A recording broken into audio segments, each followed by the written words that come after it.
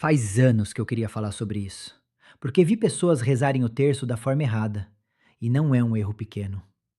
Há formas de segurar e rezar o terço que, ao invés de atrair graça, abrem uma porta para o que você não quer em casa.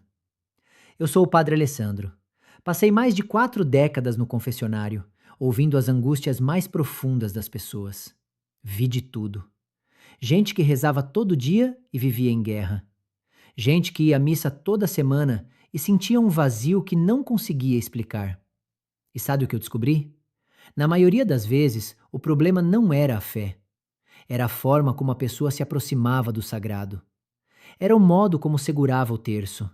Era o modo como rezava o rosário.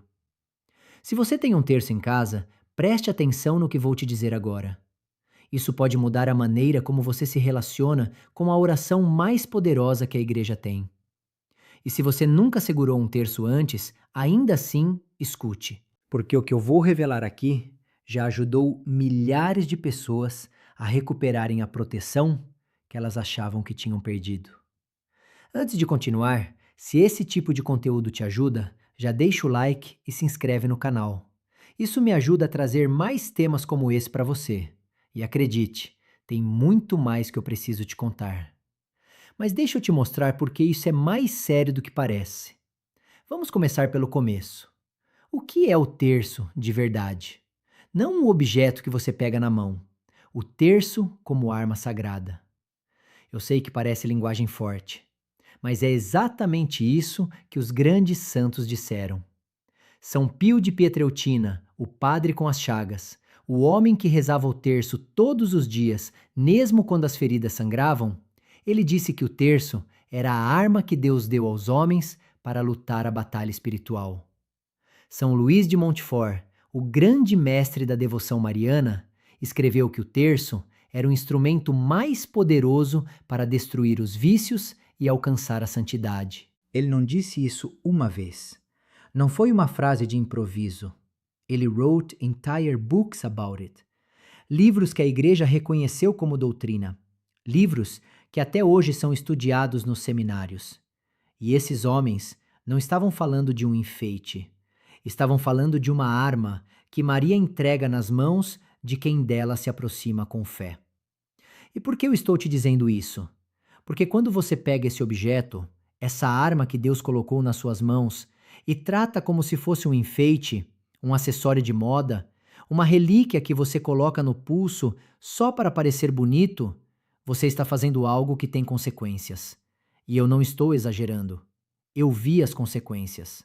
Na confissão, no exorcismo, na vida de famílias que não entendiam por que o mal parecia attached à casa delas. Não é história inventada. Não é exagero de padre assustado. É o que eu ouvi, semana após semana, no confessionário. E não é só usar como acessório. Tem muito mais. Eu vi pessoas guardando o terço junto com coisas que não deveriam estar próximas.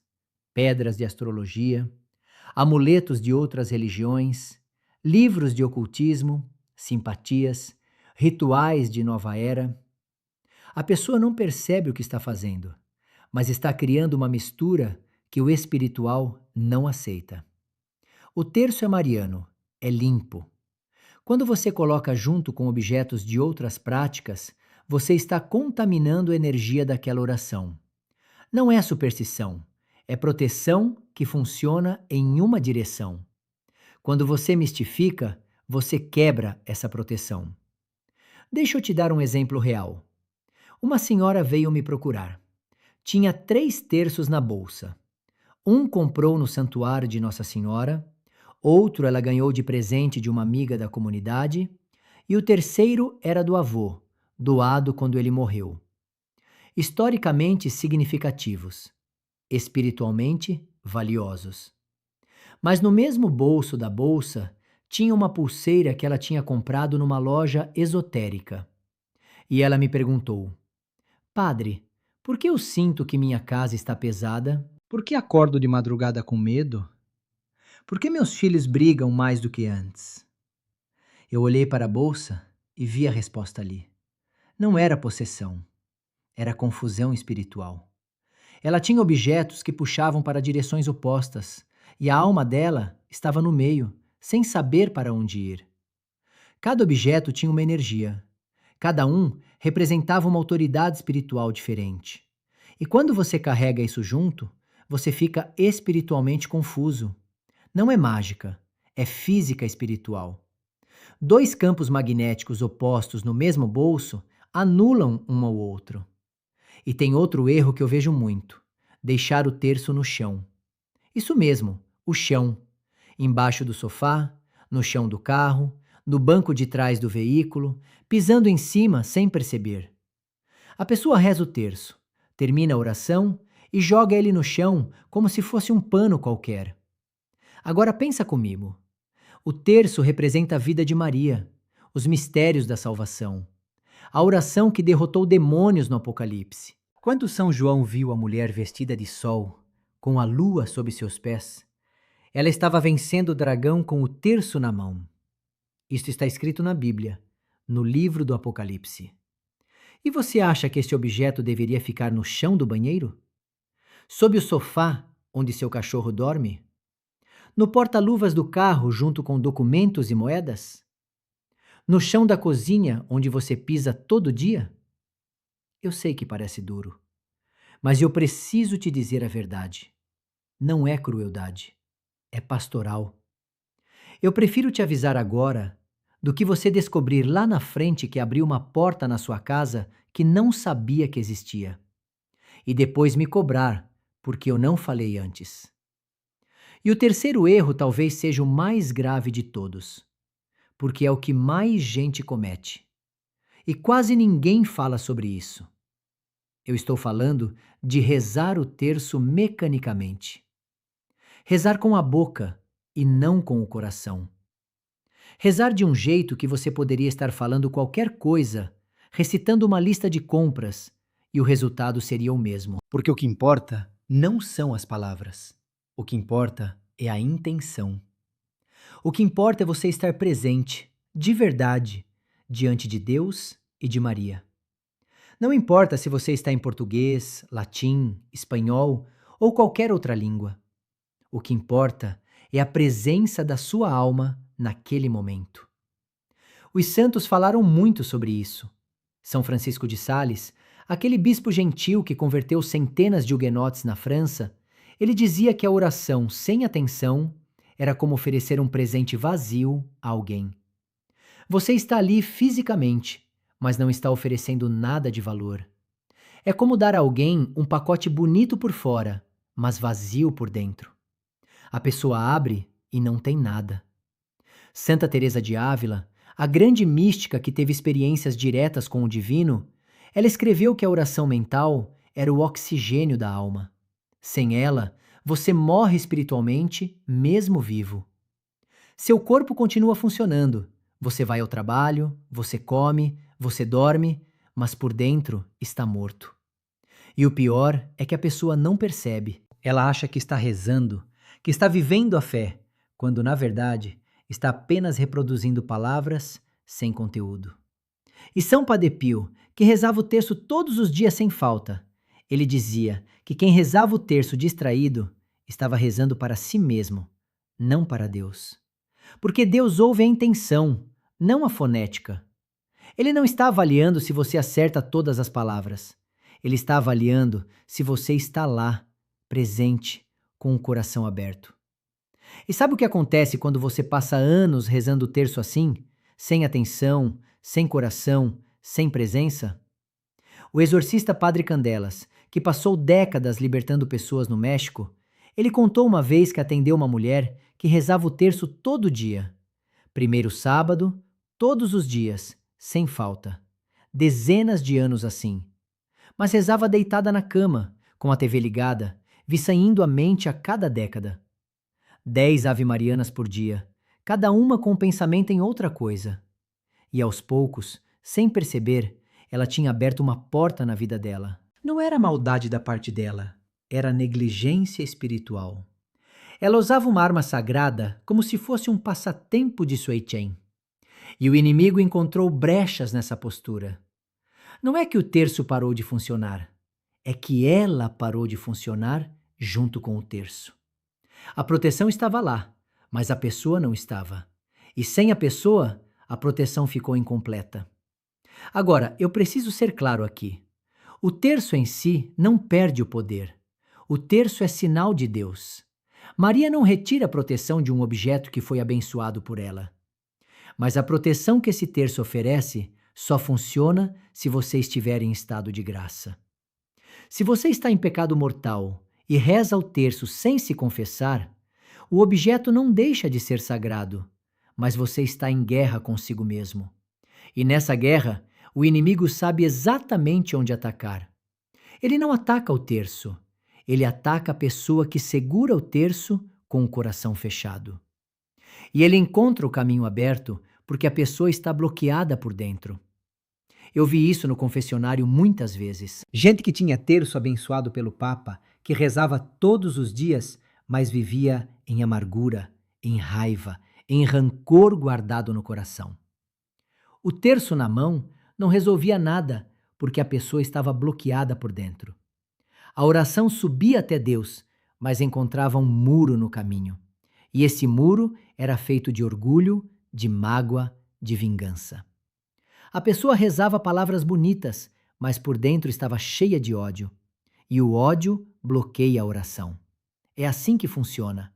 Não é regra minha, é regra espiritual que os padres do deserto já conheciam há séculos. Eles chamavam isso de oração impedite. Algo na pessoa impede que a oração suba. E quando a oração não sobe, a graça não desce. E sem graça, você está vulnerável. Por isso os exorcistas sempre dizem a mesma coisa. Primeiro se reconcilie, depois reze. O terço é uma poderosa arma, mas você precisa estar limpo para empunhá-la com autoridade. Você não pode ser o dono da espada se carrega veneno no sangue. Primeiro limpa o sangue, depois empunha a espada. Essa é a ordem correta. E eu sei que é difícil. Reconciliar-se exige humildade. Confessar os erros exige coragem. Pedir perdão exige swallow o orgulho. Mas é isso que a fé pede.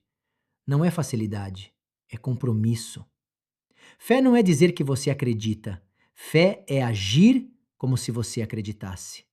E se você acredita que o terço protege, então você precisa fazer a sua parte para que a proteção funcione. E isso me leva ao que eu realmente quero te falar hoje. A forma correta de segurar o terço. A tradição da igreja, o que os santos fizeram.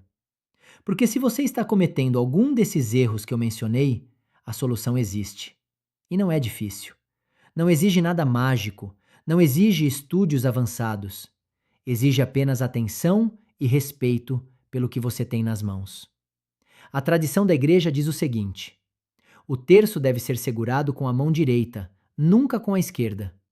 A mão direita é a mão da ação, da entrega, do oferecimento. Quando você segura o terço na direita, você está dizendo a Deus que está pronto para agir, para se mover, para lutar. A esquerda representa o que você recebe, o que vem até você. É a mão receptiva.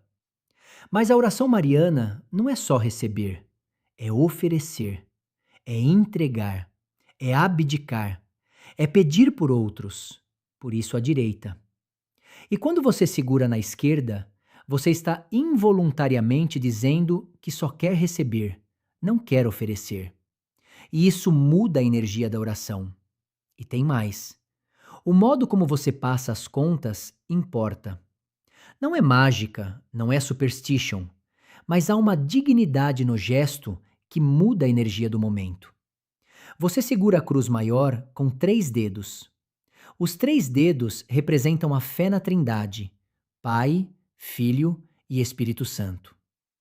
Quando você segura a cruz com 3 dedos, você está declarando publicamente sua crença. E não é só simbólica, é uma declaração espiritual. E quando você começa a rezar, você não começa na primeira conta, você começa na cruz. Você beija a cruz. Você oferece aquele momento a Deus. Você faz o sinal da cruz com o terço na mão. E isso coloca você no modo certo, no modo de oração, não de rotina. E quando você chega às contas grandes, as que correspondem aos mistérios, você deve meditar o mistério antes de começar a rezar a Ave Maria. Na conta do Pai Nosso, você contempla. Na dezena, você entra no mistério. Você não corre, você respira. Você pensa no que está rezando. Se é o mistério da ressurreição, você pensa em Cristo vencendo a morte, abrindo as portas do céu para você. Se é o mistério da paixão, você pensa no sofrimento que Cristo viveu por você, as chicotadas, a cruz, os pregos. Se é o mistério da anunciação, você pensa em Maria dizendo sim ao plano de Deus, um sim que mudou a história. Cada mistério tem um significado. Cada um deles fala de você. Cada um deles tem algo a te dar. E se você não contempla, você perde. E quando você termina o terço, o que você faz com ele? A maioria das pessoas guarda no primeiro lugar que encontra. Isso não é errado, mas pode ser melhor. O ideal é guardar o terço em um lugar limpo, elevado, onde ninguém vai pisar. Muitos exorcistas recomendam guardar debaixo do travesseiro enquanto você dorme, especialmente se você sente que a noite é pesada, se você tem medo noturno, se você acorda sem razão aparente às 3 da manhã, aquela hora em que as trevas parecem mais densas. O terço debaixo do travesseiro não é proteção contra a insônia, é proteção contra pressões oscuras que atacam a noite. E funciona. Eu já ouvi muitos testemunhos de pessoas que dormiam com medo todas as noites e passaram a dormir em paz depois que começaram a guardar o terço assim. Não é sugestão minha, é recomendação de exorcistas que já acompanharam milhares de casos. Outros dizem que o terço deve ficar no criado mudo, ao lado da cama, com a cruz apontando para cima. Outros dizem que deve ser guardado dentro de um estojo, em gaveta limpa, junto com outros objetos religiosos como a Bíblia, imagens de santos, água benta. Não existe uma regra universal absoluta, mas existe um princípio. Respeite o objeto como se ele fosse o que ele é, uma arma sagrada, uma extensão da mão de Maria, um pedaço do céu que Deus colocou nas suas mãos para te proteger. E agora vamos falar de algo que muita gente não sabe que precisa fazer. Você pode benzer o seu terço. E se ele já foi benzido uma vez, você pode renovar essa bênção. Isso é chamado de bênção sacramental. Você pode pedir isso em qualquer paróquia, com qualquer padre. É simples, é gratuito e tem efeito real. A bênção renova o vínculo entre você e o objeto. Estabelece novamente a proteção. Recria a barreira sagrada ao redor daquele terço específico que você carrega. E se você comprou o terço em lugar que não é seguro, se você tem dúvida se ele foi benzido de verdade, não arrisque. Leve ao padre e peça a bênção. O padre não vai julgar. Ele vai fazer o que a igreja manda fazer. É para isso que ele está ali, para abençoar, para proteger, para fazer o trabalho de Maria na terra. E eu preciso te contar o que o Padre Pio disse sobre nunca separar-se do terço. Padre Pio era um homem que vivia em guerra espiritual. Ele enfrentou o demônio diretamente, todos os dias, por décadas. Ele ouvia confissões por horas. Ele celebrava missas que duravam inteiro. Ele era um homem under spiritual attack constante. E ele tinha uma prática. Nunca deixava o terço longe. Dormia com ele, carregava no bolso, segurava na mão antes de dormir. E quando alguém perguntava por que ele fazia isso, ele dizia que o terço era a proteção que Deus tinha dado para ele enfrentar as ataques do inimigo. Não era superstição, era estratégia. Era o que funcionava para ele. E ele acrescentava algo mais. Ele dizia que o terço não protege só quem reza, protege quem carrega. Mesmo que a pessoa não esteja rezando naquele momento, o objeto carrega uma força que afasta o mal. Não é o objeto em si, é o que o objeto representa. É a fé da pessoa materializada num pedaço de madeira e contas. É a oração dela codificada em material físico. E quando você carrega o terço, você está carregando a oração de Maria consigo. Eu quero que você entenda uma coisa. Deus não quer que você viva com medo. Ele quer que você viva com proteção. O terço não é um amuleto, não é uma magia. Não funciona como sortilégio. É um sacramental. E os sacramentos funcionam porque a fé os ativa. Se você acredita que o terço te protege e você rezá-lo com fé, ele vai te proteger. Se você não acredita, se você rezá-lo com dúvida, a proteção ainda existe, mas você não consegue acessar por causa da desconfiança. A fé é a chave. Sempre foi. E nos dias de hoje, em que o mundo está cada vez mais escuro, em que as notícias parecem confirmar que o mal está solto, ter uma arma como terço na mão não é paranoia, é sabedoria, é prudência, é o que qualquer pessoa sensata faria se soubesse o que existe no invisível. E por isso eu te peço, agora, pensa no seu terço. Onde ele está agora?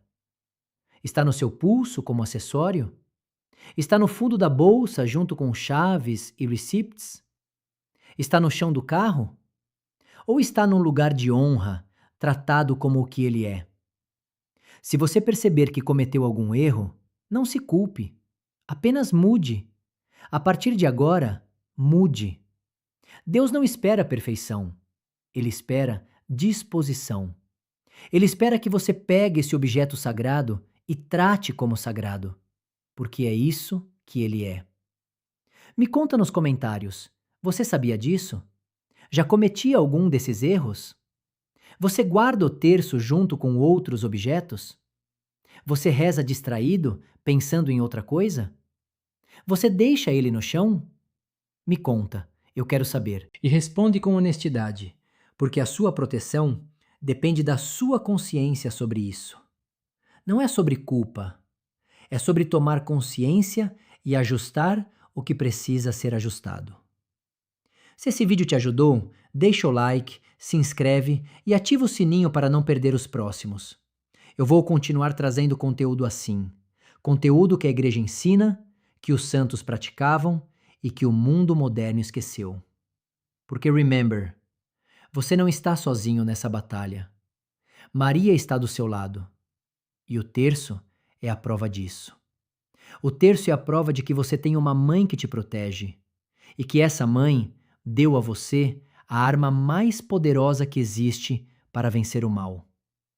Use-a corretamente e ela vai lutar por você.